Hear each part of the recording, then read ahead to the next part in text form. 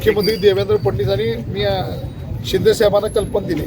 आता काही मुद्दे याच्यामध्ये असे झाले की आचारसंहिता लागल्यामुळं शहरामध्ये सगळ्या आचारसंहिता लागली, त्यामुळे एक निर्णय असा घेतला तर सरकारला तांत्रिक अडचण अशी आहे की निर्णय घेतला तर आचारसंहितेमध्ये हा निर्णय घ्यायचा। दुसरा पर्याय मी सांगितला की मी अशाच पद्धतीची एक अडचण मी ज्यावेळी तुमच्या बरोबर वयाचं होतो त्यावेळीच्या सरकारनं 28 वय केलं होतं आणि अशाच परीक्षेची तारीख झाली होती, त्यावेळी मी मॅटमध्ये जाऊन स्टे घेतला होता आणि त्यावेळी परत हे 32 वय झालं होतं आणि 35 ते 38 वय झालं होतं। आत्ता मी हायकोर्टच्या वकिलांशी बोललो, परंतु मॅट कोर्ट उद्या चालू नाही आहे, हायकोर्ट सुट्टीच्या दिवशी चालू असते, एखादी केस घेऊ शकते, तर मॅट आत्ता बंद असल्यामुळे याला आपल्याला मॅटमध्ये जावं लागेल। मी एक गोष्ट आता देवेंद्र फडणवीस यांच्या कानावर टाकलेली आहे, त्यांचा आता फोन झालेला नाही।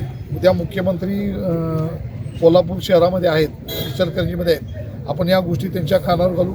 एकदा अशाच पद्धतीचं आंदोलन आम्ही करून मॅटमध्ये जाऊन स्टे घेतला होता आणि अनेक विद्यार्थी त्यावेळेचे परत परीक्षा त्यांना द्यायला परवानगी दिली आणि त्यांचं आयुष्य चांगल्या पद्धतीने केलं। आज ते रिटायर पण झाले।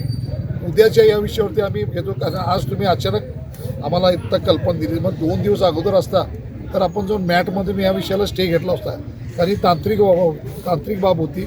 परीक्षा अतिवृष्टीमुळे किंवा बाकीच्या गोष्टीमुळे पुढे गेल्या होत्या, त्या जर आपल्याला मॅटमध्ये गेलो असतं तर 100% कोर्टनं आपलं म्हणणं ऐकलं असतं आणि या परीक्षेला स्टे दिला असता किंवा पसायला परमिशन दिली असती। उद्याच्या दिवसामध्ये तुमचे दोघांचे तिघांचे मला संपर्क